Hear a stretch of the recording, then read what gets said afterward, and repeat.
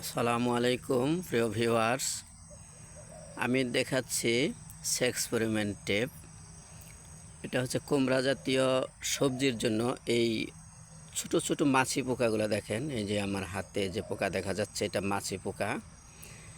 এটা কিন্তু উঠতে থাকে এবং যখন আপনার গাছের চাল কুমড়া, লাউ, করলা এবং অন্যান্য ধুন্দল সহ কুমড়া জাতীয় সবজির অত্যন্ত কচি থাকে, তখন এগুলা এরকম কচি দেখেনি যে এরকম অবস্থায় এরা এখানে হোল দাবায় এবং সেখান থেকে পচে নষ্ট হয়ে যায়।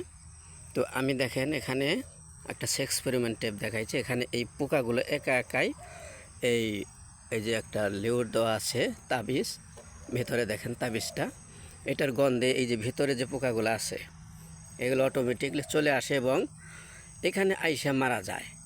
হ্যাঁ, তো এটা হলো কোনো বিষ প্রয়োগ করতে হয় না। বিষ ছাড়া কীভাবে সবজি উৎপাদন করবেন? লাউ এবং কুমড়া জাতীয় যত সবজি আছে সেগুলোর জন্য এরকম প্রত্যেকেই আপনারা এক্সপেরিমেন্ট টেপ ব্যবহার করতে পারেন।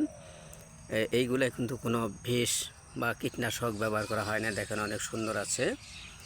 তো আমরা স্বাস্থ্যসম্মতভাবে যদি পরিবেশসম্মতভাবে উৎপাদন করতে যাই, অবশ্যই এই প্রযুক্তিটা গ্রহণ করতে পারেন এবং এইটা খরচও অনেক কম, খুব বেশি খরচ হয় না। আপনারা যে কোনো কীটনাশকের ডিলার বা অন্যান্য কোম্পানিগুলো আছে, আপনারা যদি এই এক্সপেরিমেন্ট টেপ ব্যবহার করেন, আপনারা নিরাপদ বিষমুক্ত সবজি খাইতে পারবেন। ধন্যবাদ সবাইকে। আসসালামু আলাইকুম।